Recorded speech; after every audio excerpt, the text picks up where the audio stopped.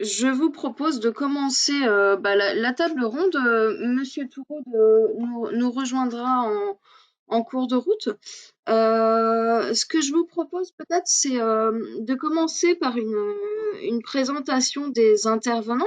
Donc, on a avec nous Aurélie de Synergie, François Pillard pour Alter Avenir et Monsieur Touroud de Habitat Jeune Mayenne. Donc, je vous propose de commencer déjà par une petite présentation des activités de ces structures. Et puis après, on pourra échanger tous ensemble, peut-être faire une table ronde. Euh, Chacun pourra se présenter un petit peu, voir quelles sont les problématiques, comment on peut articuler des partenariats, des collaborations entre les acteurs sur le territoire de la Mayenne. Euh, je vais te désigner comme présentatrice, Aurélie, le temps de l'intervention. Ok, ça marche. Donc, du coup, moi, je travaille pour l'association Synergie. J'essaye de partager l'écran.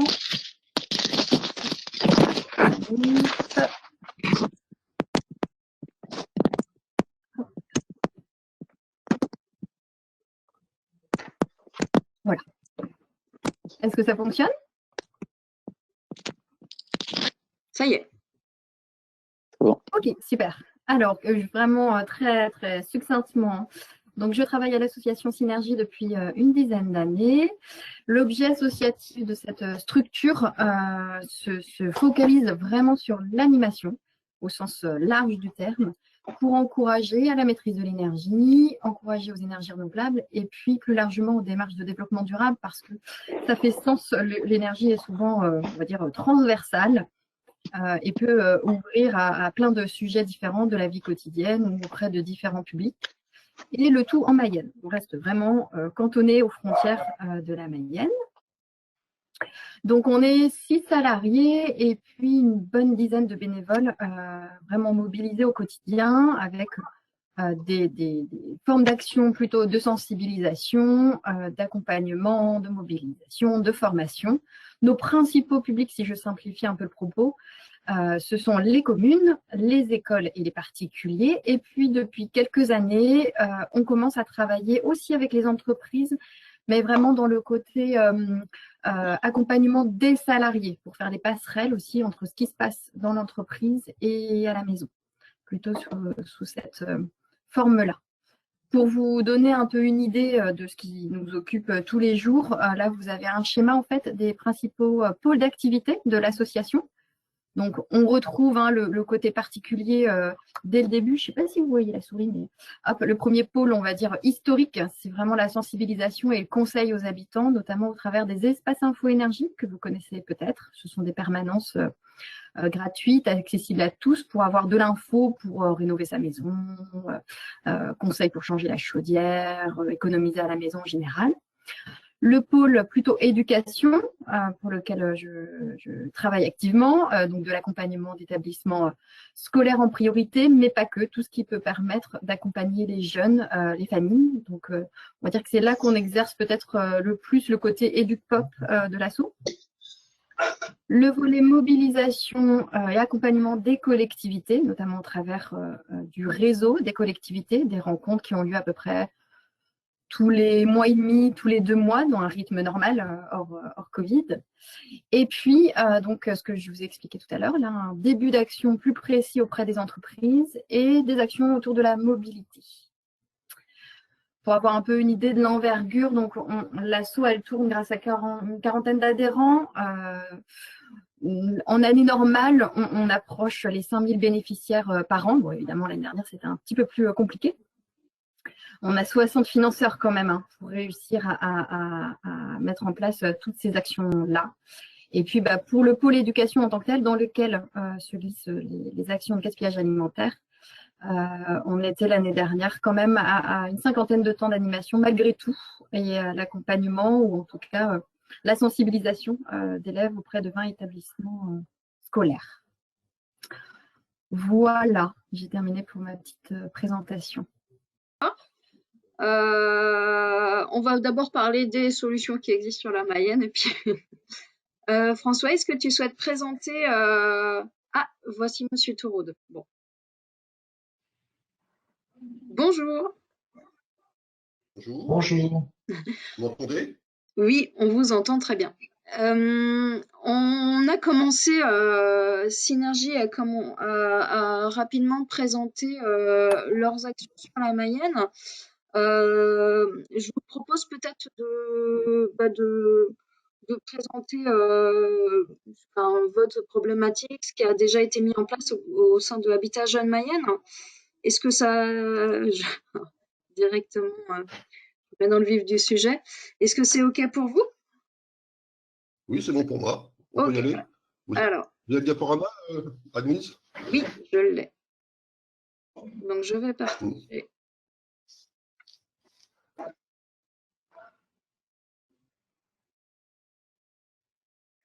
Est-ce que vous voyez? D'abord, oui, je l'ai de toute façon en double. Donc d'abord, bonjour à tous les intervenants. J'en connais quelques-uns. Aude Leblanc du CPE, bonjour à toi. Et puis, bonjour à vous tous. Donc, je vais peut-être un peu présenter Habitat Jeune, un peu pour commencer. Habitat Jeune, c'est les foyers jeunes travailleurs de Laval. C'est 286 logements répartis sur 3 résidences. Et on a une restauration sociale. Et en 2019, on faisait 260 000 repas. Et en 2020, 125 000. Vous comprenez pourquoi, à cause de la crise du Covid et du confinement. Donc, la lutte contre le gaspillage alimentaire, c'est quelque chose qu'on a travaillé depuis assez longtemps au niveau d'Habitat Jeune, puisque on avait déjà eu en 2012-2014 des subventions. C'était l'époque où Guillaume Garot était ministre de l'agroalimentaire, enfin, délégué. Et donc, on avait un peu travaillé là-dessus, quoi. Et donc, pour nous, la lutte contre le gaspillage alimentaire a 3 enjeux principaux. Un enjeu écologique, un enjeu économique et un enjeu idéologique. Vous pouvez passer à la diapo suivante, Lise. Donc, un enjeu écologique, le meilleur déchet, c'est celui qu'on ne produit pas. Produire pour jeter, des pavés d'un point de vue carbone et autres. 10 millions de tonnes de nourriture gaspillée en France par an. Et la loi sur l'économie circulaire du 10 février 2020 nous oblige à diviser par 2 nos déchets alimentaires entre 2015 et 2025. Donc, Habitat Jeune défend une restauration sociale de qualité. Le prix du repas complet est de 8 €, donc pour le midi, pour les usagers. Et pour nos résidents qui habitent chez nous, c'est 4 €. Donc, une marge bénéficiaire très faible, quelques centimes par repas. Donc, l'enjeu économique est important, oui, parce que le coût matière de repas tourne autour de 2,30 et le reste, c'est les charges, c'est les salaires qu'il faut payer, tout ça. D'où l'enjeu important et quotidien de la lutte contre le gaspillage alimentaire, d'un point de vue économique. Donc, Habitat Jeune a intégré la démarche qualité depuis 2015 et la RSO, donc la responsabilité sociétale des organisations, depuis 2019. Et la RSO repose sur 3 piliers, l'économie, le social et le développement durable. Donc, la mise en place de la RSO et la mise en place d'une politique autour de la transition écologique font que la lutte contre le gaspillage alimentaire est une priorité forte, aussi bien pour nous, mais aussi en termes d'exemple et d'éducation pour les jeunes que l'on accueille. Voilà. Donc, dès 2012-2014, comme je disais, on a touché quelques subventions de Guillaume Garot. Et donc, on a commencé par étudier le grammage, le comité dans les assiettes, parce qu'effectivement, donner la bonne quantité pour satisfaire l'appétit de nos adhérents, mais sans générer de déchets. Et ça, c'est compliqué parce qu'effectivement, on a des populations différentes et on avait remarqué que, par exemple, quelqu'un qui travaille dans le bâtiment n'a pas besoin de forcément de la même quantité que quelqu'un qui bosse dans un bureau. Et ça, après, il faut essayer de faire de différencier, ce qui n'est pas simple. Et faire passer l'idée à nos usagers qu'il vaut mieux se resservir que de jeter. Parce qu'effectivement, au départ, on en mettait plein l'assiette et les assiettes repartaient des fois assez pleines, alors que maintenant, on autorise les usagers à revenir se resservir, notamment au niveau des légumes, quoi. Et on a mis en place un outil pour mesurer le gâchis du pain, parce qu'effectivement, pareil, le maximum morceau de pain et qui finissait à la poubelle après. Donc, on avait mis un outil très simple, là, vous allez voir, j'en ai fait une photo, c'est la diapo suivante. Voilà, c'est un réceptacle à pain. Donc, les gens, après manger, s'il a resté du pain, le mettaient dedans. On mesurait toutes les semaines la quantité de pain jeté et on l'affichait en nombre de baguettes. Donc, c'est très simple à faire. C'est suivant. Voilà, donc effectivement, on avait fait. Voilà, et donc, grâce aux subventions aussi, on avait fait une campagne d'affichage dans les résidences et dans les. Voilà. Donc aujourd'hui, depuis mars 2020, Ben, on a une organisation très chaotique du fait du contexte sanitaire, puisqu'on a connu confinement, déconfinement, refermeture. Et là, effectivement, on est fermé, donc on fait de la vente emportée. Donc là, on n'a aucun contrôle sur le gaspillage alimentaire. Hein. Et donc, comme je vous disais tout à l'heure, on a une baisse sérieuse de notre restauration, puisque 260 000 repas en 2019, 125 000 en 2020. Donc, vous voyez que c'est compliqué. Donc, je ne vous cache pas que la lutte contre le gaspillage alimentaire est passée sur le second plan. Aujourd'hui, on joue notre survie au niveau restauration. Donc, demain, quelle solution? Parce que il va falloir qu'on relance la restauration, en intégrant, bien sûr, effectivement, le gaspillage alimentaire, la lutte contre le gaspillage alimentaire. Donc, on va diversifier notre offre de produits. Hein. Donc, on va fabriquer des salades, des repas végétariens et bio, mais aussi des formules classiques, etc. On va alléger le repas aussi. C'est une demande de nos usagers qui ne veulent plus la formule classique, c'est plat, entrée, fromage, dessert, et aller sur des formules plat, dessert, entrée, plat, et éventuellement, pour ceux qui veulent manger le plat complet, ben, la formule complète, ce sera la formule complète. On va mettre aussi un paiement par carte électronique qui permettra effectivement d'affiner et de plus voir les désirata de notre clientèle. Et puis, il va falloir qu'on applique la loi Egalim. Alors, elle ne s'applique pas à la restauration collective comme les foyers jeunes travailleurs, mais on va quand même l'intégrer, effectivement. Donc, il va nous obliger à avoir 20% de bio de local. Et on va faire une opportunité, effectivement, pour aller vers cela et travailler notamment avec des producteurs locaux. Il y aura une autre diapositive, voilà. Et puis, ici, il va falloir qu'on ait aussi une gestion rigoureuse des stocks. Alors, on s'est aperçu d'un truc assez marrant au niveau des stocks, et c'est là que ça répond. C'est-à-dire qu'effectivement, aujourd'hui, quand on vend des 260 000 repas, on achetait des grosses quantités. Et on trouvait effectivement sur les fournisseurs, par exemple, si vous achetez des paquets de lardons, c'est des paquets de 10 kilos. Et aujourd'hui, quand on fait beaucoup moins de production, eh ben, les lardons, effectivement, on en prend 150 grammes ou 1 kilo, et après, le reste, c'est compliqué de soit faut le recongeler, ce qui n'est pas forcément légal, ou le mettre à la poubelle, c'est du gaspillage. Donc, il faut aujourd'hui qu'on retravaille avec les fournisseurs pour avoir effectivement des filières de production avec des packaging beaucoup moins importants. On va refaire la sensibilisation sur ce sujet auprès de nos adhérents. Et à travers les marchés RSO, on va informer nos équipes sur cette problématique du gaspillage et les enjeux. Et puis, avoir aussi une politique d'achat responsable, notamment sur les quantités, comme je l'ai expliqué. Et on peut passer à la suivante. Non, je crois que c'est fini, non? Voilà. Oui, c'est fini, monsieur. Voilà les enjeux. Voilà les enjeux pour Habitat Jeune Laval. Merci à vous. Ça permet de voir. C'est vrai que vous travaillez sur cette problématique depuis quelque temps, donc c'est très intéressant d'avoir votre retour d'expérience. Alors, François, peut-être pourriez-vous présenter ensemble les solutions que Alternavenir propose désormais, une des solutions avec la collecte la nouvelle activité qui se met en place de collecte des biodéchets sur l'agglomération lavalloise notamment. Oui, merci, bonjour à tous. Donc François Pellin, directeur adjoint du groupe Alteravenir. Nous sommes sur 3 structures, Alternatri, Altercité et Alterservice. Et c'est la structure support Alterservice qui va se charger du transport des biodéchets. Et la structure Alternatri, elle, va réceptionner les déchets pour faire un contrôle et ensuite le contrôle des biodéchets collectés. Donc l'idée est démarrée en 2019 pour le projet biodéchets et la mise en application test devait démarrer en mars 2020. Donc on a eu quelques soucis de mise en application, mais notre cible initiale était les petits restaurateurs. On n'était pas sur des gros volumes, on était sur des petits volumes de collecte. Petits restaurateurs de centre-ville, puisque actuellement nous collectons déjà les cartons des commerçants de la ville de Laval. Donc l'idée c'était d'aller démarcher les petits restaurateurs. Et on avait pensé aussi aux cantines, on va dire administratives pour les salariés, justement à Habitat Jeune ou d'autres structures comparables.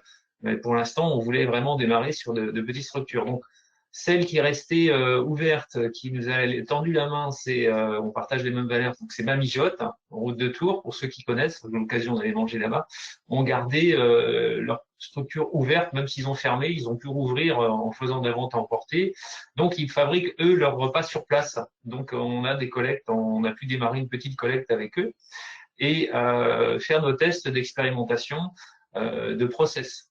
Donc pour l'année 2020, c'est ce qu'on a mis en place. Après, il y a la Biocoop qui a pu accepter aussi notre démarche et dire l'encadre c'est un magasin de proximité. On a quand même pu démarrer avec la Biocoop Laval Est.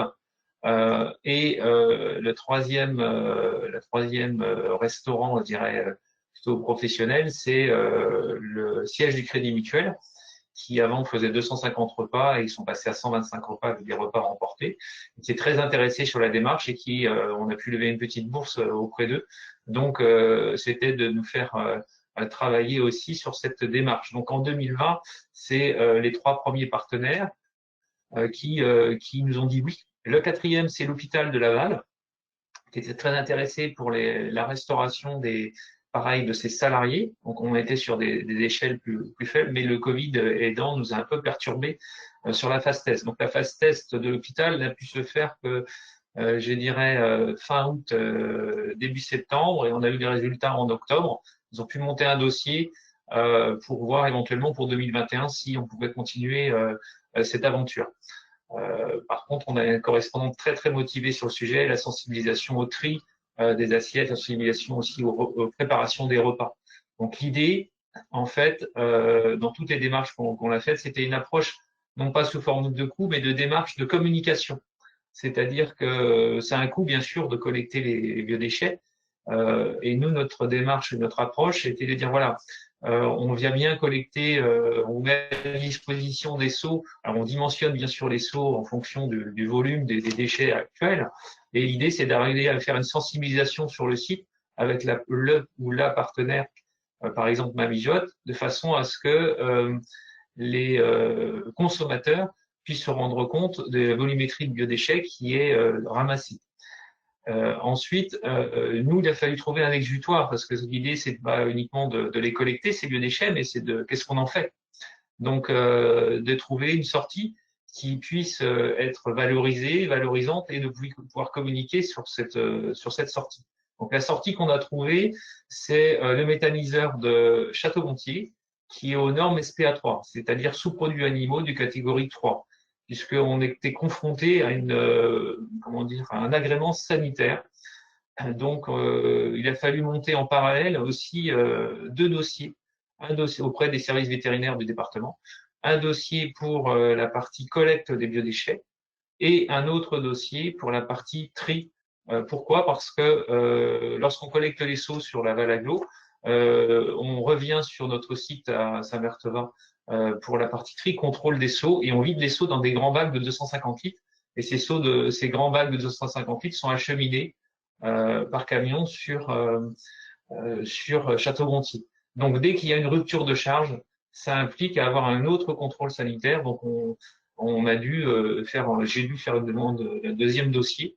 Donc, on a eu le double agrément l'année dernière, en octobre 2020, un agrément donc pour la collecte des biodéchets et un agrément pour le tri et le contrôle des biodéchets. Donc, fort de ces agréments, ça nous permet de nous conforter déjà dans notre process. Au jour d'aujourd'hui, on est sur des petits volumes, hein, on est bien d'accord. Aujourd'hui, 2021, donc c'est la présence de Renaud Dole, notre étudiant qui est là avec nous aujourd'hui, c'est justement de développer et de partir la partie, on va dire, commerciale, notre modèle économique, on va dire. Comment on est encore un peu à tâtons sur notre modèle économique, de façon à aller, nous, sur un équilibre financier sur la partie collecte et acheminement des biodéchets. Donc au jour d'aujourd'hui, on part sur une idée de facturer le service de collecte en intégrant le traitement des biodéchets. Alors, il faut savoir que le méthaniseur de Château-Gontier, aussi partenaire bienveillant dans le sens où pour l'instant les biodéchets qu'on lui remet, il nous les prend à titre gratuit jusqu'à atteindre un certain volume. Une fois qu'on aura atteint un volume plus important, le prix, les biodéchets seront facturés. Donc, tous ces éléments-là pris en compte, cette année, c'est de pouvoir démarrer avec notamment ma mijote, la Biocop, le Crédit Mutuel sur des contrats factuels pour au moins une année pour collecter ces biodéchets. Alors, la partie traitement des biodéchets au méthaniseur de Château-Gontier, il y a le site de biogaz, vous pouvez aller voir. Donc, qu'est-ce qu'on fait avec ces dans ce méthaniseur? Qu'est-ce qui est fait? Donc, ils produisent de l'électricité, ils produisent aussi de la chaleur qui est transmise à l'usine Perrault qui fabrique des fromages. Et aussi, il y a du gaz qui permet de faire tourner des véhicules, notamment des véhicules sur place. Et ils fabriquent aussi de l'électricité. Autre chose qu'il faut savoir, c'est que vous avez un condensat qui est fabriqué par le méthaniseur et qui est ensuite une matière sèche. Et cette matière sèche est ensuite répartie sur à peu près 120 exploitations agricoles sur le territoire autour de Château-Gontier, qui sont partenaires des méthaniseurs. Donc, si vous voulez, la boucle est bouclée dans le sens où on est vraiment sur une économie circulaire. Notre objectif à nous, c'était de ne pas emmener ces biodéchets en dehors du département. On voulait rester vraiment sur le territoire. Alors, vous pourriez me parler des méthaniseurs agricoles en me disant mais pourquoi vous n'avez pas pensé aux méthaniseurs agricoles qui sont plus proches? Effectivement, mais la difficulté, c'est les difficultés sanitaires. C'est-à-dire que les méthaniseurs agricoles ne sont pas agrémentés pour recueillir des sous-produits animaux de catégorie 3. Alors, quand on dit catégorie 3, c'est-à-dire ça peut être des restes d'assiettes sous forme d'os, d'arêtes de poisson, et ça peut être contaminant pour un méthaniseur agricole. Donc, ça sous-entend que ces biodéchets doivent être montés en température au-delà de 60 degrés pour être hygiénisés. Et c'est toute cette difficulté d'hygiénisation de ces biodéchets qui pose une problématique auprès des faiseurs.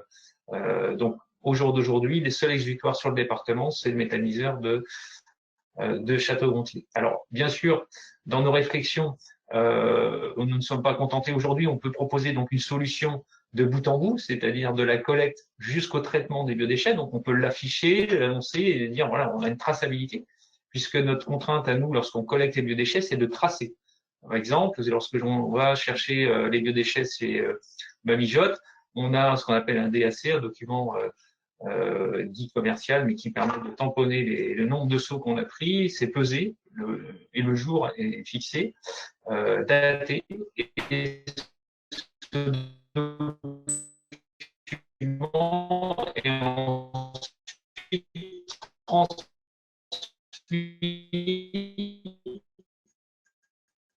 en méthaniseur de Château-Gontier. Pourquoi? Parce que c'est un déchet que l'on collecte. Le process et aussi l'idée. Alors pourquoi nous, ça nous intéresse? Ça nous permet surtout de diversifier puisque nous sommes chantier d'insertion pour Altercité et Alterservice est un EI, une entreprise d'insertion. Donc pour nous, c'est un nouveau métier support qui peut être tout à fait intéressant et valorisant aussi auprès des salariés qui font ce genre de collecte parce que ça donne du sens autant aux consommateurs que aux salariés qui font notre travail. Voilà. J'espère avoir été clair dans mes propos. Je vous ai pas fait de slide, je suis désolé. Mais la prochaine fois, j'espère qu'on va pouvoir construire avec Renaud de beaux slides pour pouvoir présenter ça dans toute sa forme. Voilà. Merci François. Non, c'était très bien. Si Aurélie, tu voulais redire un mot peut-être sur les actions que vous proposez également. Alors, est-ce que je peux partager? Oui, pardon, attends, je te redésigne. Parce que du coup, effectivement, on s'est déjà rencontré avec François plusieurs fois en 2019 et en 2020. Et bon, voilà. L'actualité fait que on n'a pas été comment dire, plus loin sur la collaboration jusqu'à aujourd'hui, mais son témoignage est vraiment chouette et met en évidence toutes les complémentarités qu'on peut avoir dans nos structures à l'échelle de la Mayenne. Et ça, c'est vraiment chouette. Nous, on rebondit à double titre, c'est-à-dire que cette boucle, elle est bouclée aussi avec ce biogaz qui va pouvoir faire fonctionner du transport avec moins d'émissions de gaz à effet de serre, moins d'utilisation de pétrole, etc. Donc voilà, à l'échelle d'un territoire, c'est vraiment exemplaire et j'espère que ça va vraiment bien se développer tout ça. Et un petit clin d'œil aussi sur le fait que, évidemment, en amont, malgré tout, donc il faut vraiment être sur le côté prévention. Il y aura toujours des restes, de toute façon, ça c'est sûr, le méthaniseur, je ne m'inquiète pas, il y aura des choses à mettre dedans. Mais peut-être pour vous mettre en image des idées d'action qui ont été menées pendant des années un peu fortes, là, 2016, 2017, 2018, comme l'évoquait Habitat Jeune tout à l'heure. Guillaume Garot, il a vraiment déblayé et ouvert des voies sur la thématique du gaspillage alimentaire et a permis, entre autres, au département de la Mayenne de mener un gros projet sur ces années-là, zéro déchet, zéro gaspille, avec pas mal d'acteurs mayennais, vous en étiez peut-être. Le CPIE participait aussi sur le volet plutôt compostage, végétaux, etc. Nous, on était très impliqués du coup sur le côté gaspillage alimentaire, avec une priorité d'action auprès des enfants, mais aussi du grand public, des élus et des collectivités. Dans ce cadre-là, du coup, on a rencontré beaucoup d'écoles primaires et on est intervenu auprès des restaurants scolaires qui étaient parfois soit gérés en interne avec leurs propres cuistots, soit sous forme de livraison. Dans les deux cas, l'idée était d'impliquer les convives dans ce qui se passait dans le restaurant, comprendre comment étaient cuisinés les plats et puis surtout peser, comme l'évoquait Monsieur Touroud tout à l'heure. Donc là, c'est une version imagée, mais il s'est passé exactement la même chose chez vous pour voilà, donner à voir, peser, se rendre compte des impacts que tout ça peut avoir aussi à l'année. Parce que voilà, un petit grammage au fond d'une assiette, ça peut paraître anecdotique, mais évidemment, à l'échelle d'une année entière, ça représente beaucoup de matières premières gaspillées. On avait un volet plus aussi de sensibilisation. Là, vous voyez sur la photo un espèce de jeu de loi surdimensionné. Dans le fond, il y a une expo. J'ai des malles aussi avec différents jeux. Donc, tout ça a beaucoup circulé sur la Mayenne grâce aux subventions de l'ADEME. Je vous avoue, aujourd'hui, je suis un petit peu triste parce que ce matériel-là ne tourne pas beaucoup. Les communautés de communes sont un petit peu moins impliquées sur cette thématique-là aujourd'hui. L'année dernière étant particulièrement enquiquinante. Mais voilà, il y a peut-être d'autres sujets qui ont pris la priorité. Donc, pour info, ça existe et ça pourrait vraiment être plus utilisé. La pesée aux yeux de tous, donc on en a parlé tout à l'heure. On a ici une équipe cuisine d'un FJT de Laval. Le volet formation, vous en avez parlé tous les deux, autant Habitat Jeune que François. C'est vraiment important d'impliquer dès le début tous les intervenants, que ce soit les gens qui servent, que ce soit les gens qui cuisinent ou au niveau des administrations, et que tous partagent à un moment donné un moment fort de culture commune sur ces enjeux-là et que chacun comprenne bien quel est son rôle à jouer. C'est hyper important, évidemment, si c'est dans la bonne humeur, c'est mieux aussi. Et sur les temps aussi de sensibilisation, on a expérimenté une action, alors là je fais un petit clin d'œil à Copainville en particulier, qui s'appelle le repas insolent, pour sensibiliser à la fois les convives et les équipes de restaurants scolaires, de restaurants collectifs. Je pourrais vous en parler plus longuement, mais c'est un moment très fort à vivre ensemble, une espèce de jeu de rôle. Voilà. Normalement, ça donne quelques souvenirs. Les formations, les rencontres, là, je fais un clin d'œil plutôt au réseau des collectivités, où on a essayé régulièrement avec le département de la Mayenne d'organiser des temps pour évidemment rappeler les enjeux et rappeler aussi ce qui est de l'ordre de la méthodologie, la formation des agents. Vous parliez de gestion des stocks tout à l'heure, enfin le B.A.B.A. pour bien prendre en charge cette thématique-là. Il faut prendre des temps de formation et aussi de mise en avant de ce qui marche, de ce qui ne marche pas et apprendre au fur et à mesure. Formation, action aussi. Sur Laval Aglo, il y a une initiative que je trouve plutôt exemplaire. J'espère qu'elle va se poursuivre encore longtemps. Vous connaissez peut-être le dispositif d'unicité qui permet d'accueillir des volontaires service civique. Alors, ces volontaires ont différentes missions de solidarité. Ils sont accompagnés par quelqu'un de la ville de Laval. Et parmi eux, il y a une équipe qui est dédiée à la thématique du gaspillage alimentaire. Et l'idée, en fait, c'est que pour Synergie, on puisse les rencontrer, leur apporter un certain nombre de connaissances, d'outils méthodologiques pour qu'ils se sentent à la fois épaulés et armés pour ensuite aller sensibiliser eux-mêmes des scolaires dans différentes écoles de la Laval agglomération. Donc, ils gagnent en autonomie. Ils pratiquent aussi par eux-mêmes. À chaque fois, c'est des moments très intéressants aussi parce qu'ils ont voilà, la petite vingtaine d'années. Donc, c'est très intéressant de les mettre sur les rails sur cette thématique. Et puis, je vous l'évoquais tout à l'heure, il y a des outils qui existent, qui peuvent être mis à disposition. Donc, si jamais ça vous intéresse, ça vous donne envie, n'hésitez pas. Et voilà.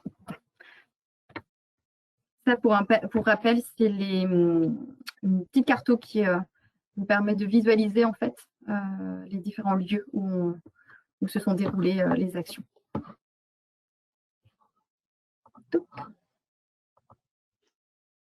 Merci Aurélie. Je vous ai reperdu encore.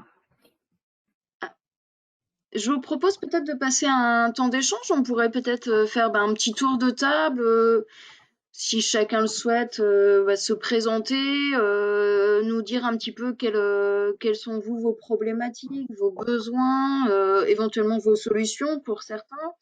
Si vous avez des idées déjà par avance de partenariat, de collaboration sur la Mayenne, ou si vous avez des idées de comment insuffler des nouvelles dynamiques autour de ce sujet. Je vous laisse chacun vous présenter dans l'ordre que vous souhaitez.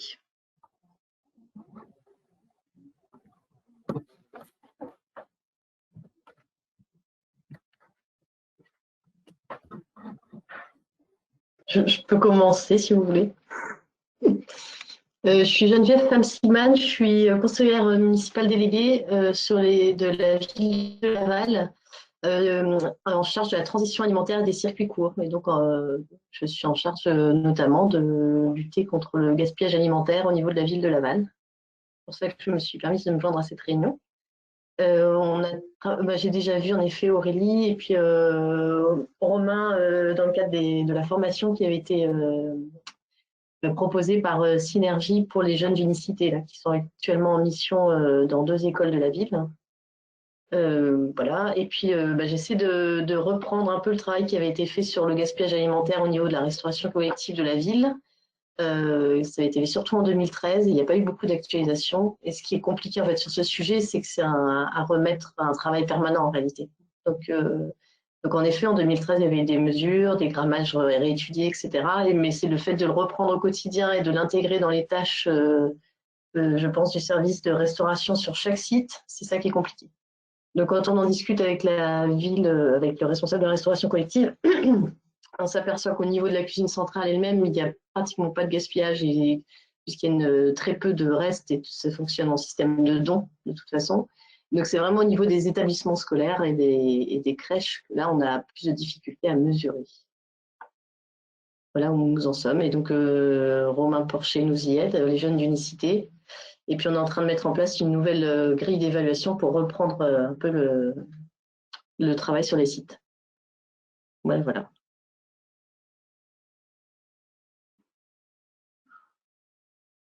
Vous avez éventuellement des idées pour, notamment sur la partie établissement scolaire, crèche, si vous avez des choses qui vous viennent en tête pour essayer de faire un petit peu plus de prévention. Ce que font les jeunes d'unicité, c'est intéressant. Ce qu'il y a, c'est que c'est que sur 2 écoles, alors qu'on a, je crois, 34 écoles et 8 crèches. Voilà, d'une part. Moi, ce que j'aurais bien aimé, c'était associer aussi tous les animateurs qui participent au temps de repas, donc les animateurs du TAP, en fait, qui encadrent les repas, pour voir s'ils sont sensibilisés ou pas sur ces sujets, parce que je ne sais pas, et pour qui participent un peu à une éducation alimentaire des enfants. Ce qui est compliqué parce que le temps de pause méridienne, il est chronométré, vraiment chronométré. Aussi bien les agents que les animateurs, pour eux, je pense que c'est un temps compliqué, quoi. Je suis pas sûre que ce soit un temps d'éducation actuellement, véritablement. En fait. On prenne le temps de ça. Et donc ça m'intéresserait de mener un projet comme ça un peu transversal avec le service animation sur aussi bien sur la qualité du repas, l'alimentation durable et le gaspillage, quoi. Tout ça va ensemble. Okay. Bon, voilà. Mais pour l'instant, j'aimerais bien déjà avoir une mesure plus précise et actualisée de ce qui se passe dans les restaurants pour voir où nous en sommes. Ok. Merci.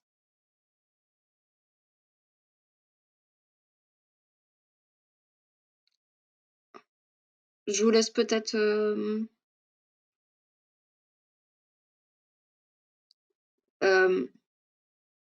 je sais pas, Romain, Benjamin. Ouais, on m'entend ou pas? Très bien. Très bien, parfait, je n'étais pas sûr. J'ai pas trop pratiqué la visioconférence, donc je vais prendre la relève de Geneviève. Là, moi, je suis animateur environnement à la Var-Agglomération. Et du coup, on encadre, j'encadre moi les volontaires. Il y a 4 volontaires d'unicité pour la période 2020-2021. Donc, c'est un dispositif qui existe depuis 3-4 ans, qui déjà fait ses preuves sur différentes communes de Laval Agglomération. En ce moment, on est sur, du coup, comme disait Geneviève, sur la ville de Laval et pas que deux communes, de restauration scolaire, qui est une publique, donc Théval, et l'autre privée, c'est-à-dire Saint-Pierre. Donc de restauration scolaire sur les 34 écoles. Je reviens toujours sur communes, mais c'est les 34 communes de Laval Agglomération aussi. Donc ça veut dire qu'il y a un travail qui est à faire normalement sur les 34 communes. Donc c'est vrai qu'Unicité nous aide beaucoup pour faire de la sensibilisation auprès des enfants. On intervient, plus précisément, les volontaires interviennent sur l'ensemble des classes allant de la grande section jusqu'au CM2. Donc il y a 6 classes donc qui sont sensibilisées sur les deux écoles. Donc ça veut dire 12 classes. Et pour chaque classe, il y a 4 animations. Donc ça veut dire, faites le calcul, 48 animations sur le gaspillage alimentaire. Et pour une première approche, au niveau aussi, on va dire nutritionnel, même si c'est peut être un peu pompeux comme terme, sur la nutrition générale, parce qu'entre les grandes sections et les CM2, le vocabulaire et l'orientation de la thématique est différente. Donc ils font, pour vous faire un peu le topo, les animations se font dans un deuxième temps, et en premier temps, il y a des pesées qui se font. Et là, Unicité Synergie nous aide aussi un peu quand il y a eu la formation et quand il en a besoin d'outils, on va dire, de tableaux. Donc, il y a des pesées qui sont faits, des animations, et une seconde série de pesées qui se fait au mois d'avril pour savoir si, avec ces animations, comment dire, il y a des efforts qui sont faits auprès de la restauration scolaire et auprès du gaspillage alimentaire. Donc ça, c'est un petit peu difficile puisque en fait, les enfants sont pas forcément les premiers producteurs de déchets alimentaires. Et ça, comme le disait Geneviève, ça c'est un travail qui se fait aussi en doublon et en parallèle avec la restauration scolaire. Donc les écoles et les enfants sont très contents d'avoir des 4 animations de la part des volontaires. Ils apprennent pas mal de choses, et sachant que les volontaires sont très pertinents dans le choix de leurs animations et la création des animations. Voilà, c'est à peu près tout ce que je peux vous dire, sachant que on se base beaucoup sur les volontaires d'Unicité pour faire des actions sur le gaspillage alimentaire, comme nous sommes plusieurs animateurs, mais sur des thématiques de déchets très générales. Donc, donner du temps, prendre du temps pour le gaspillage alimentaire, même si c'est une thématique très noble et très importante à cette époque, c'est très chronophage. Et donc, on essaye de se baser sur des structures comme ça, comme Unicité. Voilà, c'est à peu près ce que je peux vous dire sur les actions qu'on peut mener sur le gaspillage alimentaire. Je laisse la parole. Merci Romain.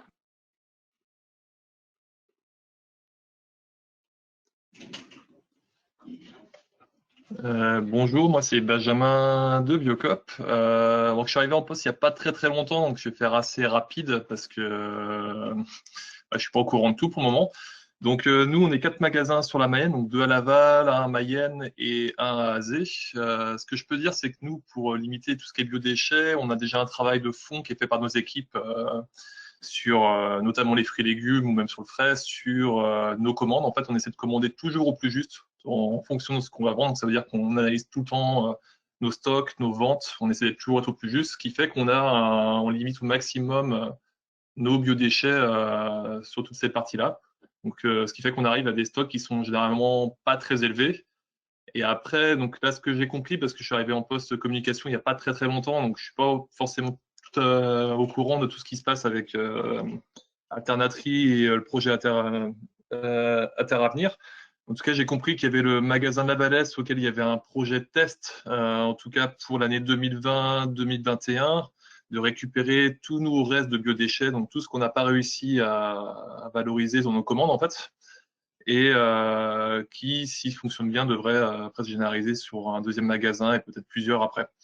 Donc, voilà à peu près tout ce que je peux dire pour le moment. Je sais que nous, on réfléchit à faire des actions aussi de sensibilisation de notre clientèle là-dessus, par des animations. Après, là, le contexte sanitaire nous bloque beaucoup pour le moment. On ne peut pas faire d'animation en magasin actuellement. Donc voilà.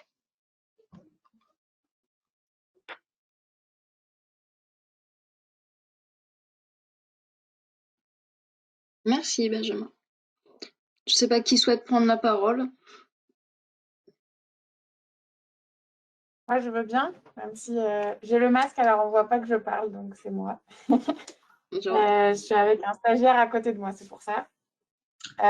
Donc, intervention rapide parce qu'en fait, je suis là essentiellement par curiosité et aussi quand même pour parler d'un projet qu'on a au CPIE Mayenne-Bamène, d'accompagner le changement de comportement pour aller vers du zéro déchet, ou en tout cas une réduction des déchets. Et on est en tout début et donc au montage du projet avec la volonté de faire un état des lieux des besoins en Mayenne et essentiellement Nord-Mayenne parce qu'on a un financement leader en vue qui proviendrait du GAL Haute-Mayenne. Donc, ça concentrerait nos actions sur le Nord-Mayenne, mais ça pourrait être étendu. Et donc, voilà, on veut faire un état des lieux de vos besoins pour après proposer des actions qui répondraient le plus pertinemment possible. Donc là, quand j'entends qu'il y a une envie, par exemple, d'animation en lieu de vente, ça m'intéresse beaucoup parce que on s'était dit que c'était un bon biais de communication chez Biocop, mais aussi dans les grandes surfaces, puisque chez Biocop, les gens sont déjà sensibles à ça, je pense, mais grande surface, on toucherait plus grand public et c'est encore plus intéressant pour nous. Voilà, donc je suis à l'écoute de vos besoins, donc c'est aussi pour ça que je suis là par curiosité.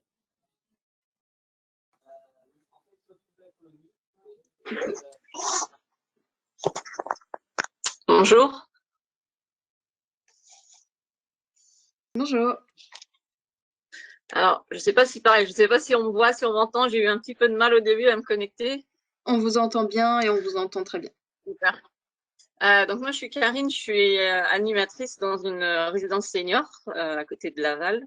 Et donc c'est pareil, je suis là un peu par curiosité, par hasard, déjà parce que le sujet m'intéresse beaucoup.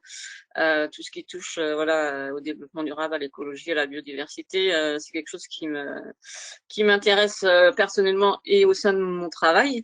Et ça fait plusieurs années que je cherche à savoir comment on peut déjà réduire les déchets au sein de notre restaurant, parce qu'en fait à la résidence on sert des petits déjeuners, des déjeuners et des dîners. Donc on a un certain montant de déchets tous les jours dans la poubelle noire de biodéchets. Et j'ai cherché depuis des années comment on pouvait faire. Et alors le compost, c'est très compliqué à mettre en place. Là, on vient d'avoir une stagiaire qui a beaucoup bossé dessus, donc on va essayer de voir si c'est possible. Mais au-delà de ça, il y aura encore des choses qu'on pourra pas mettre dedans. Et je sais pas si ça va aboutir. Et je sais que sur d'autres départements, il y avait des collectes de biodéchets. Donc je suis contente d'entendre que ça arrive aussi chez nous, parce que c'est vrai que ça manque énormément, je pense, de pouvoir faire quelque chose de ces déchets-là et qu'ils finissent pas dans nos poubelles noires à longueur de journée. Donc après nous c'est compliqué parce qu'on fait appel à un prestataire de restauration collective, donc on travaille en lien avec eux. Donc c'est aussi bien, j'aime bien quand on parle d'action pour tous les publics, donc aussi bien nos résidents, nous, nos salariés, et puis l'équipe de restaurants qu'on emploie au sein de notre résidence. Donc il y a beaucoup de choses qui sont très intéressantes qui vont arriver là, j'ai l'impression. Donc je serais intéressée de savoir à qui va s'ouvrir les projets là de biodéchets proposés par Alternatri, de savoir si ça va s'adresser aussi à des collectivités comme des restaurants collectifs comme le nôtre, voilà. Et puis voilà, des actions de là je viens d'entendre Aude, donc ça c'est pareil, nous les actions on est toujours ouvert à faire des actions auprès des résidents. On fait des petits ateliers de sensibilisation au tri. Mais comme on l'a dit dès le début, le monsieur l'a dit, le meilleur déchet, c'est celui qu'on ne produit pas. Donc, à la base, déjà, j'aime pas trop, je déteste le mot revalorisation des déchets. J'aime pas trop ça. Donc, je préfère qu'on les produise pas à la base. Mais bon, voilà, il y a sûrement quelque chose aussi à faire en lien, nous, avec notre restaurateur. Donc, voilà, je suis beaucoup intéressée de tout ce qui se dit et ce qui va se dire. Vous êtes situé où? J'ai mal compris tout à l'heure. Dans le Nord-Mayenne? Non, à Louverné. D'accord, ok. Peut-être, alors je sais pas si déjà au sein de votre structure, si vous pensez que les autres membres du personnel sont un petit peu intéressés par cette question. Alors, on est surtout l'agent de maintenance et moi, on est beaucoup sur la question, le développement durable, l'écologie, le jardin, la biodiversité, et puis voilà, tout ce qui est tri, c'est nous qui avons mis en place pas mal de petites choses. Alors ça peut paraître pas grand-chose, mais il y a 2-3 ans, il n'y avait pas encore de poubelles de tri dans la cuisine. Donc on a trié déjà tout ce qui pouvait aller dans les poubelles jaunes et ce qui allait dans les poubelles noires. On trie maintenant le pain, plutôt que de le jeter, on le récupère pour les animaux.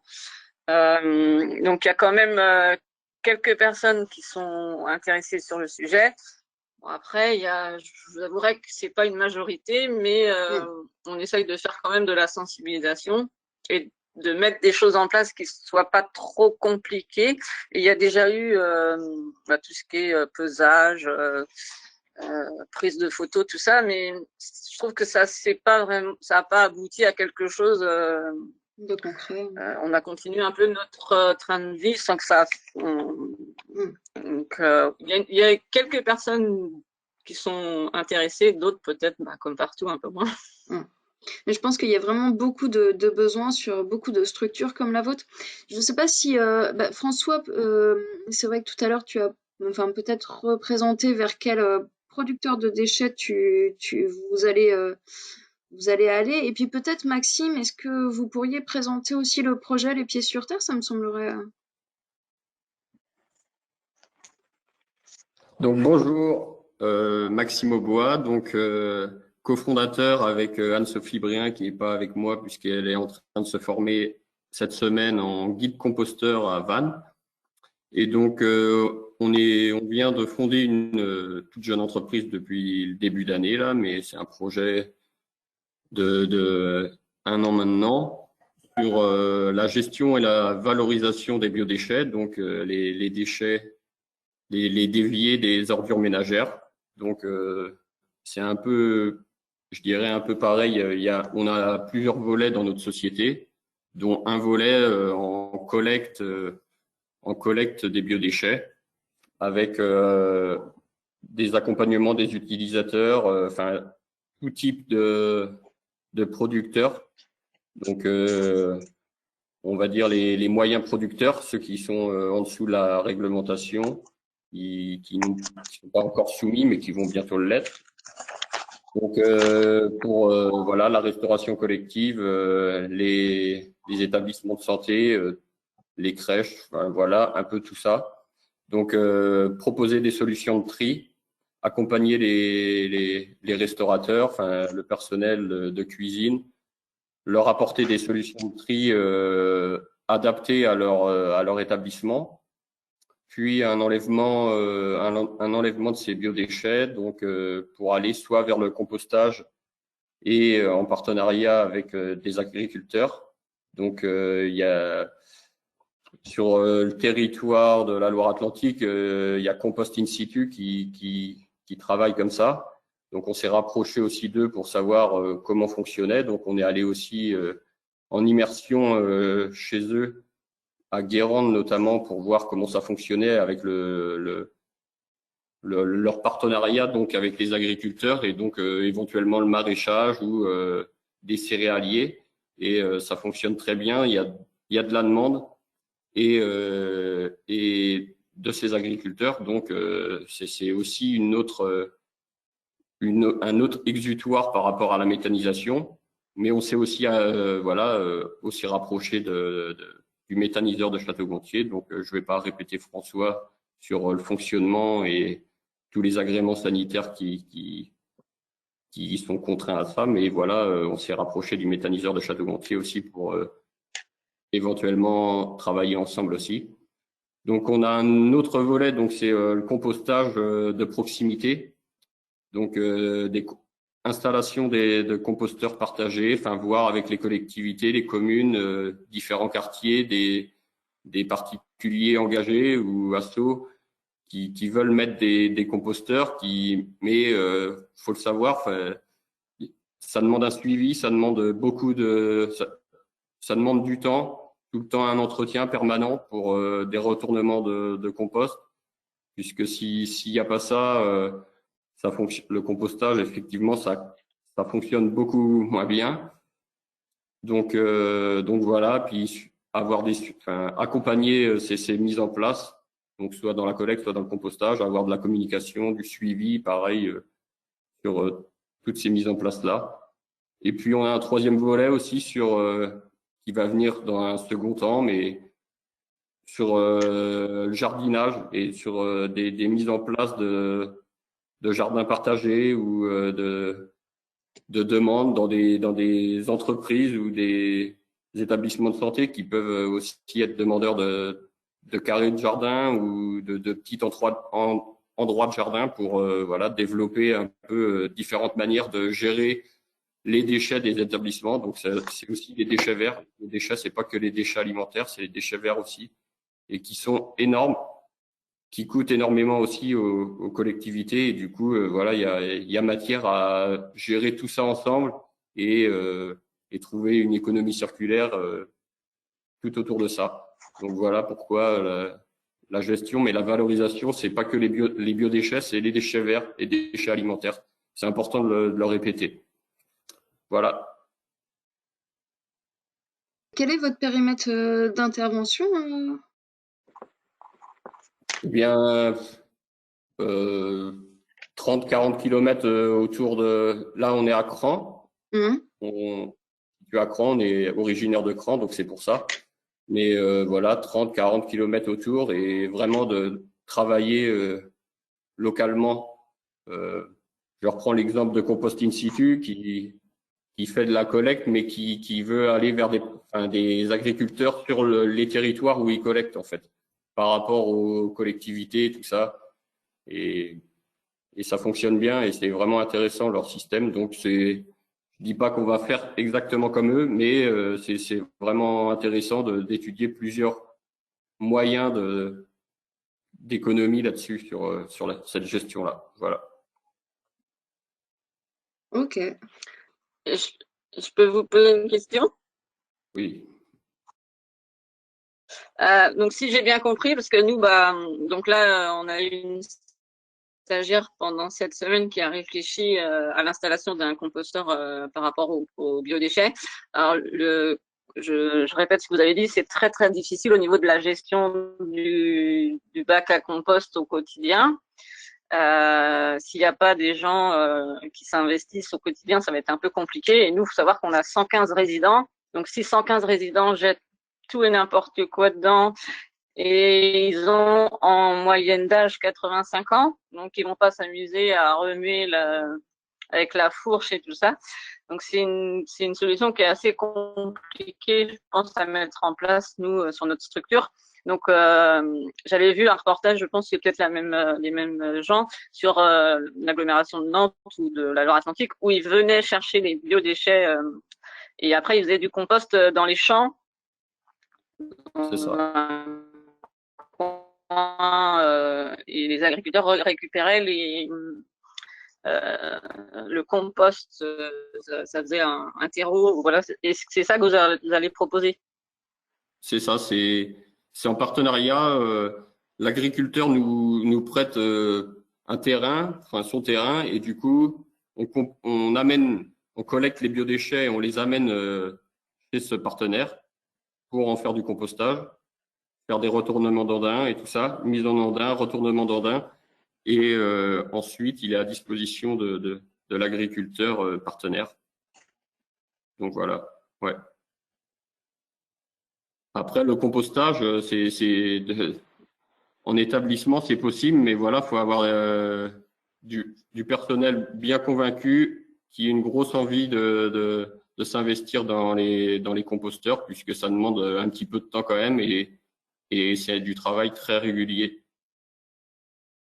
avec un bon mix entre les déchets carbonés, les déchets azotés, les déchets alimentaires et les déchets verts, quoi.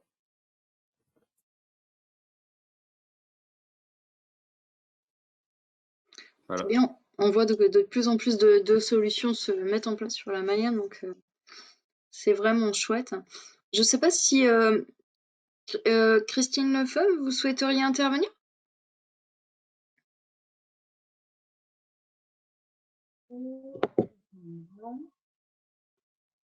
Bonjour à tous, et puis merci pour toutes vos interventions. Je suis une citoyenne engagée, je suis adhérente de la thèse. Voilà.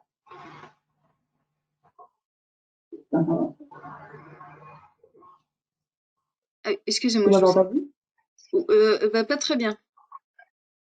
D'accord. Si je parle plus fort, c'est mieux?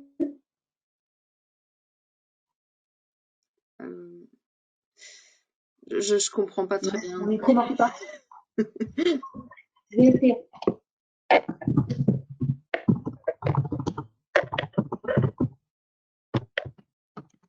Ah oui, d'accord. Excusez-moi, c'est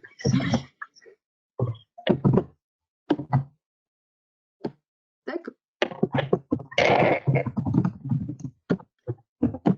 Peut-être on voit qu'il y a pas mal de choses qui se mettent en place sur la Mayenne. Après, enfin peut-être qu'il y a encore un petit peu de besoin, notamment auprès du grand public.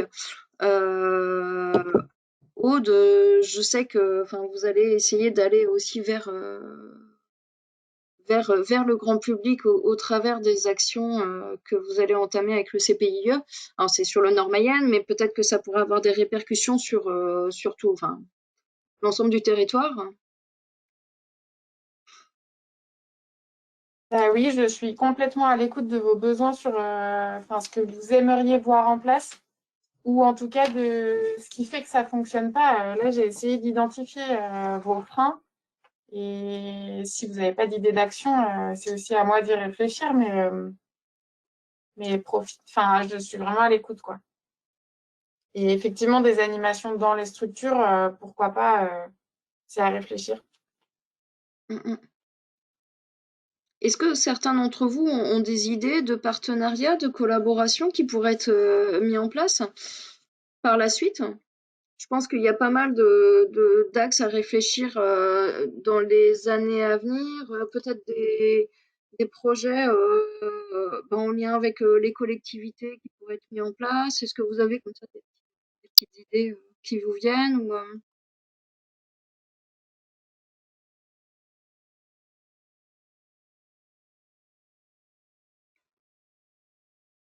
ou, Donc, en termes de partenariat, nous va se rencontrer. Alors, avec François, désolé, j'ai oublié votre prénom, votre nom de famille, mais on doit se rencontrer, je pense, au début avril, parce qu'effectivement, bah, malheureusement, même si effectivement on essaie de faire attention, on produit quand même des déchets.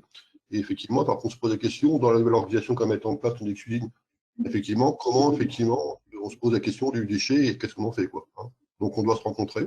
Donc, j'espère qu'on va trouver des solutions innovantes, hein, et qu'on pourra effectivement travailler ensemble, quoi.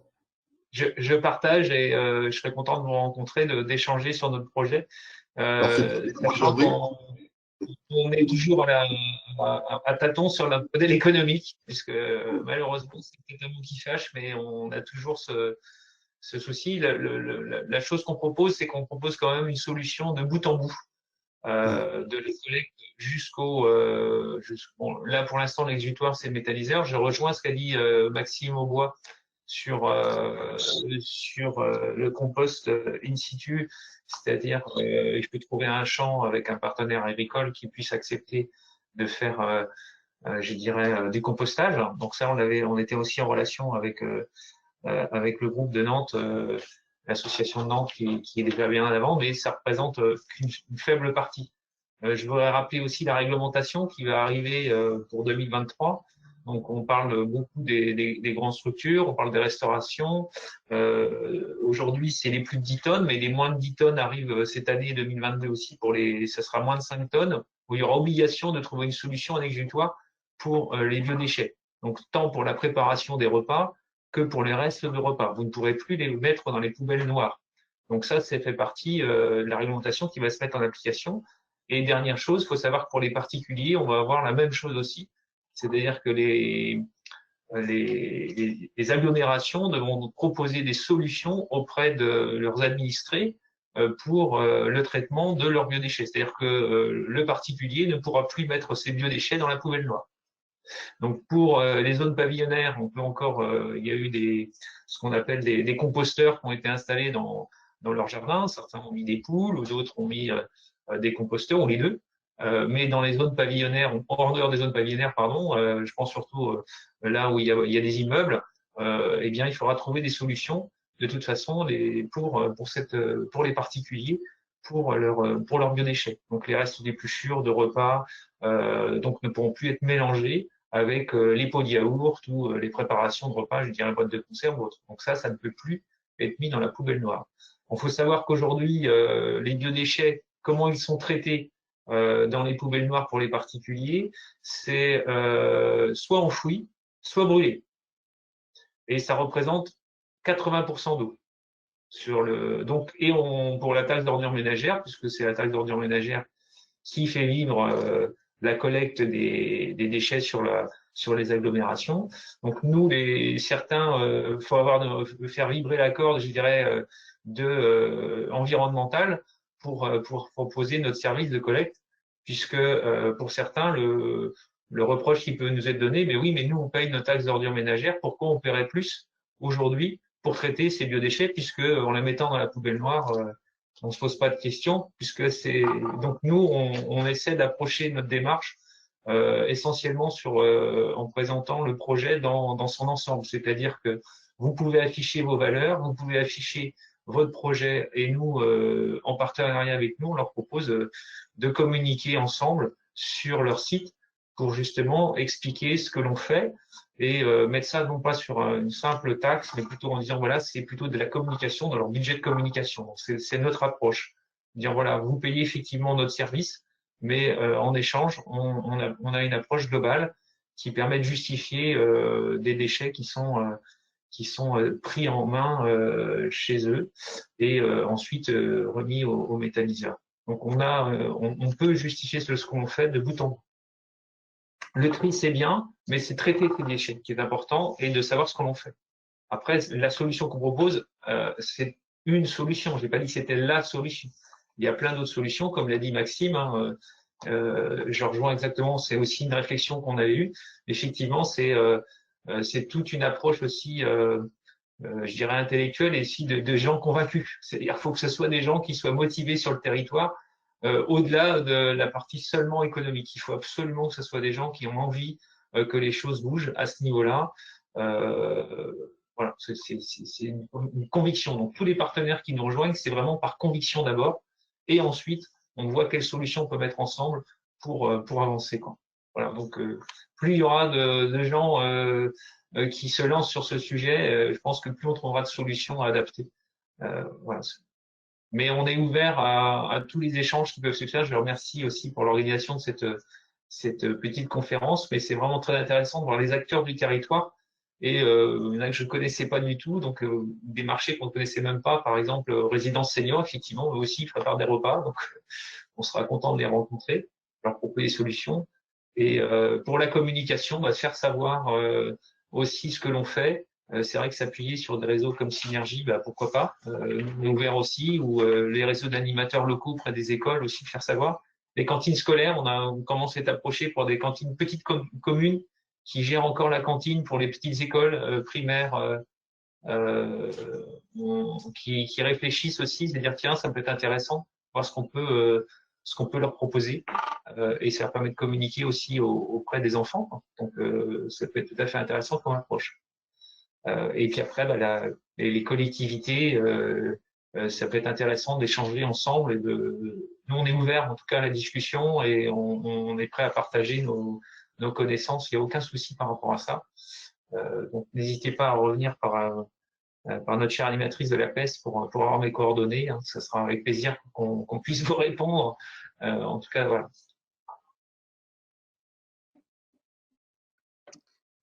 Merci François. C'est vrai qu'ici on est entre gens. C'est très intéressant. Nous, c'est vrai que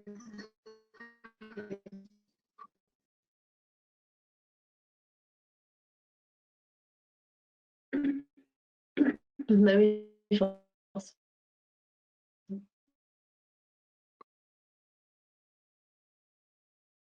Mais nous, la situation collective,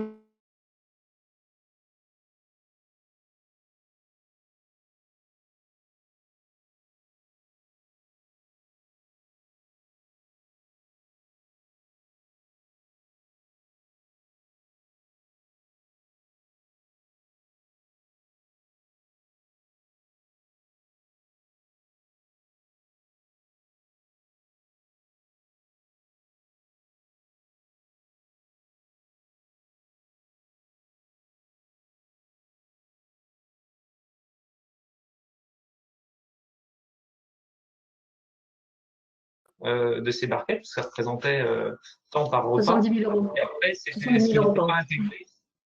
Malheureusement, dans leur coût économique, ce qui n'était pas intégré, c'était le traitement de ces déchets, puisque les barquettes sont achetées à côté, mais effectivement que jusqu'à présent, c'est mis dans la poubelle et on n'en parle plus. Alors que demain, ça sera plus à mettre dans la poubelle et du coup, ils sont en train de revoir tout leur process complet de préparation des repas. Est-ce qu'on revient comme avant, c'est reprendre de la vaisselle lavable,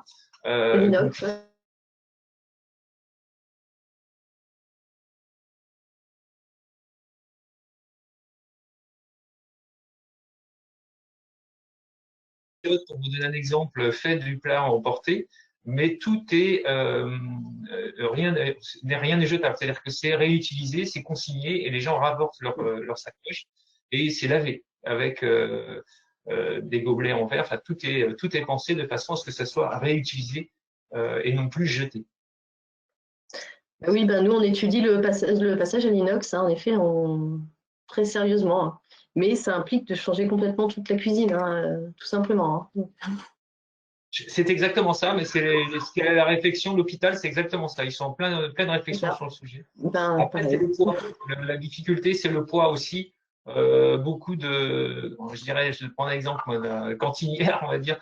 La difficulté, c'est les marmites, le dimensionnement et le poids des objets. Et c'est tout ça qu'il faut aussi penser, puisque pour ceux qui préparent la cuisine, c'est aussi très lourd. Donc, et après, qu'est-ce qu'on fait de ces biodéchets? Donc nous, notre contrôle, on récupère des biodéchets, on met des seaux à disposition, mais tous les seaux sont contrôlés de façon à ce qu'il n'y ait pas de pot de yaourt, pas d'obercule de yaourt, ni de documents ou sachets en plastique qui peuvent se mettre dedans. ce que le méthaniseur ne digérera pas.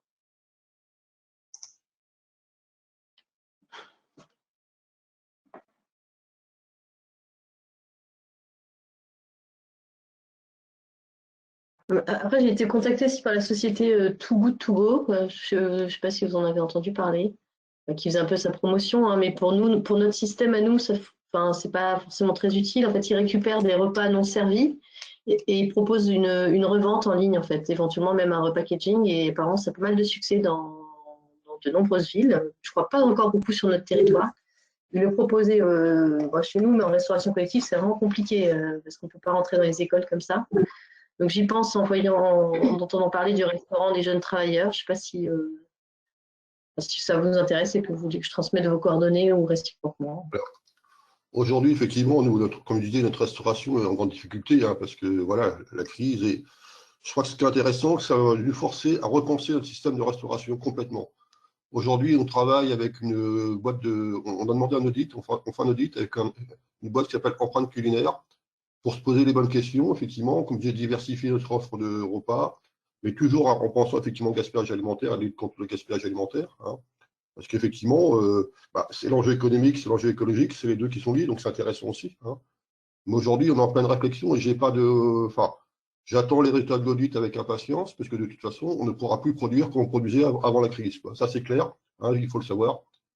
Et donc, voilà, j'ai pas d'eau, on a quelques pistes, effectivement, et nous causer effectivement de diversification, comme je disais, de plus travailler sur les grammages, des choses comme ça, de sensibilisation auprès des publics. Mais aujourd'hui, on fait de la vente à portée, c'est pas une catastrophe. Hein. On vend du plastique à tout bout de champ. C'est aberrant. Enfin, moi, ça me pose question. Hein. C'est vrai que, alors, et puis ce déchet-là, on le traite pas parce qu'on le vend et c'est mis dans les poubelles. Alors, je sais pas où ça va, mais c'est vrai que c'est inquiétant. Quoi, hein. Donc, voilà. Et nous, un truc qui marche bien aussi, bon, alors ça, c'est de la sensibilisation. On a des jeunes donc, qui logent chez nous et les animateurs préparent des repas avec eux. Et je peux vous dire que ces repas-là qu'ils préparent avec eux, il n'y a quasiment aucun déchet qui part après. Et ça, c'est intéressant, quoi. Alors, c'est des repas aussi bien ghanéens que, parce que chacun avec sa culture, hein, mais c'est hyper riche de travailler comme ça aussi. Quoi.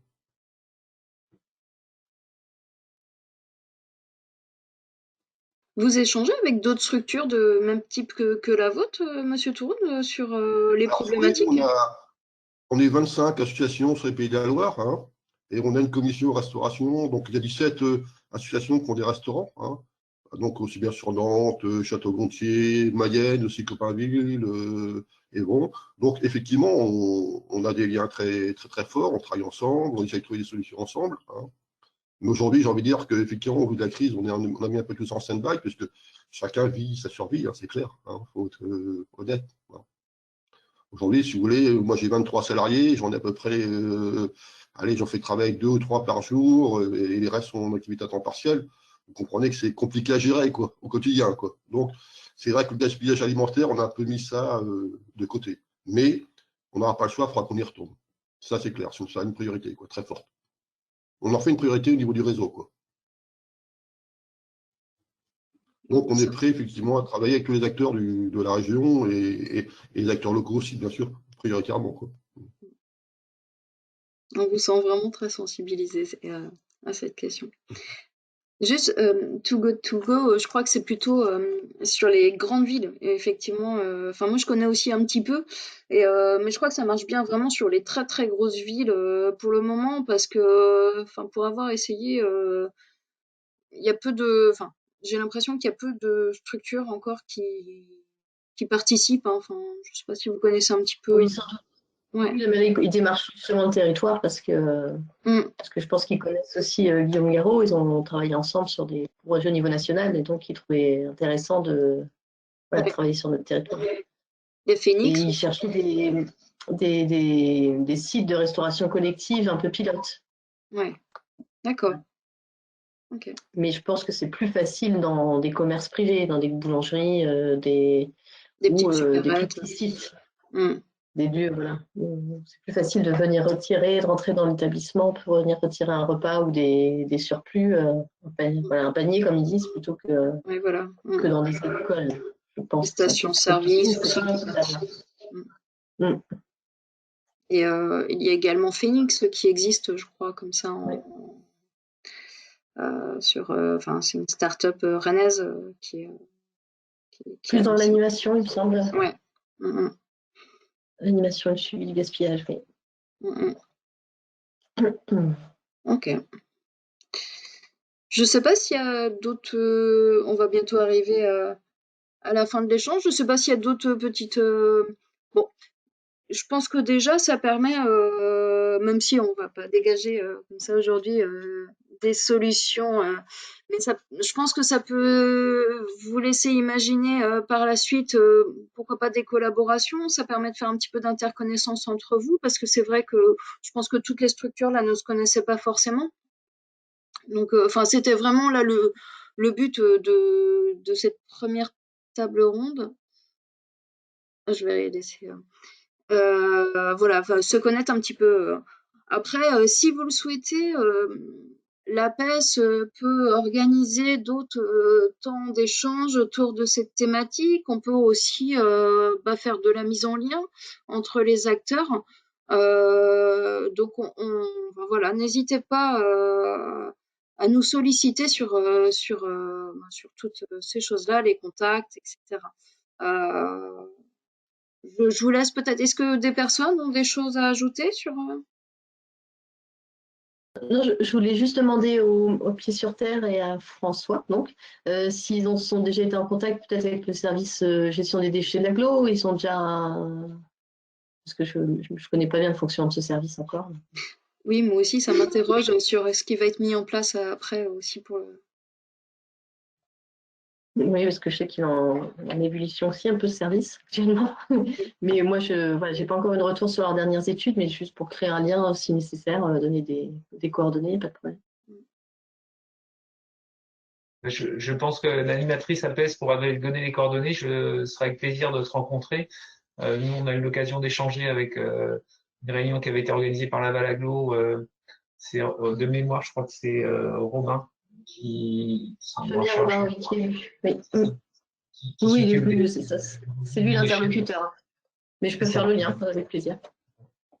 Ça serait très bien. Je ne l'ai pas rencontré physiquement, c'était que virtuel. On avait une petite intervention à faire, c'était sur le territoire du département, tout ce qui était les initiatives locales, et puis après, ce que font les agglomérations sur leur territoire en termes de collecte de déchets et éventuellement de solutions. Mais on n'est pas du tout dans la même dimension. Nous, on est vraiment à une taille beaucoup plus réduite, mais on est vraiment axé sur les petits restaurateurs, les petits faiseurs. Après, l'idée, c'est de pouvoir faire l'économie locale. C'est ce que je disais tout à l'heure, c'est de pouvoir aussi promouvoir, non pas que à travers la collecte des biodéchets, on fait vivre aussi des salariés en insertion, on fait vivre un écosystème. Et ce que j'expliquais, c'est pas parce que je dirais, la matière pour fabriquer les repas peut venir parfois en dehors du département. Ça n'empêche que autant la traiter aussi sur le département, la recycler sur place, quoi. Donc il y a à valoriser. Pour l'instant, on considère ça comme un déchet, mais c'est une véritable ressource. Donc quand on sait qu'on peut fabriquer l'énergie avec ces biodéchets, c'est pas négligeable, quoi.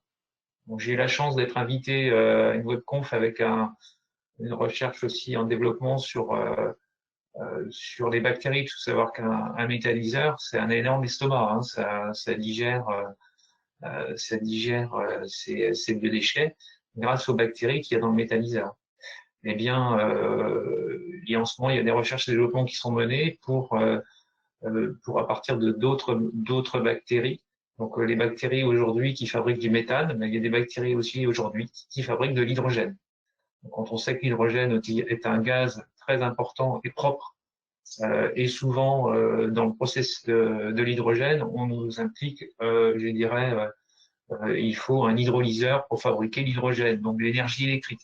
Alors que là, à partir des bactéries, ça se fait naturellement, à partir des déchets. Donc il y a des réflexions à faire. C'est pour ça que nous, dans nos réflexions, c'est pas de se dire voilà, on a une solution. J'ai pas dit que c'était la solution, mais l'objectif, c'est d'avoir plusieurs exécutoires de façon à pouvoir en échangeant, en parlant, mettre en place des circuits de distribution et circuits de collecte et d'arriver à avoir un modèle économique derrière. Mais il faut toujours rester en veille sur ce qui se fait et pourquoi pas le faire aussi sur notre territoire. Je sais qu'il y a des levées de fonds aussi pour l'hydrogène au niveau de l'Europe.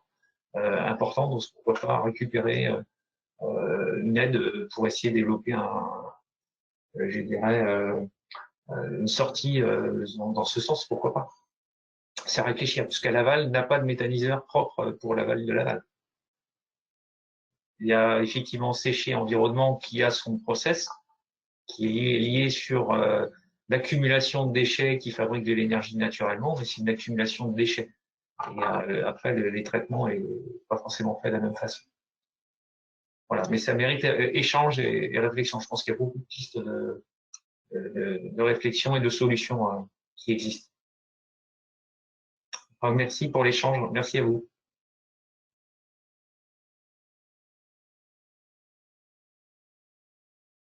Maxime, vous devez échanger peut-être plus avec les autres collectivités que Laval Aglo.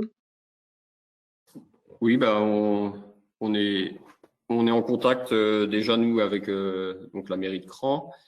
On essaye de contacter aussi les élus de comme du pays de Cran. On est allé aussi vers le pays de Château-Gontier et on aura un rendez-vous là d'ici peu, la semaine prochaine, je crois. Et donc voilà. On est ouvert aussi à tout besoin, voilà, de travailler ensemble, être partenaire. Le but, c'est vraiment de diminuer, de gérer au mieux nos déchets pour vraiment avoir, voilà, le front environnemental qui est là aussi quand même. Hein, c'est indispensable quand même. C'est la planète de demain quand même où on doit un peu travailler quand même pour remettre ça, enfin pas remettre ça, mais améliorer certaines choses, sans doute assez simples à faire. Mais tous ensemble, on y arrivera mieux que chacun de son côté. Oui.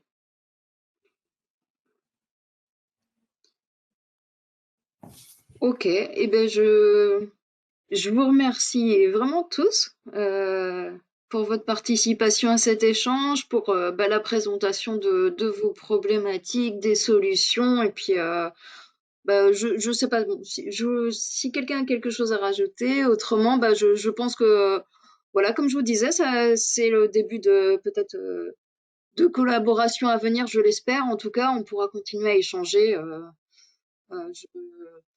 Si vous le souhaitez, n'hésitez pas aussi à me redemander d'autres temps d'échange. Voilà, voilà. Je vous remercie à tous. Merci. Merci beaucoup. Oui, merci à vous. Merci à vous. Merci à tous. Merci, puis je pense à très bientôt, j'espère. Et ça marche, merci. Au revoir. Merci, au revoir. Bonne journée. Au revoir. Merci, au revoir.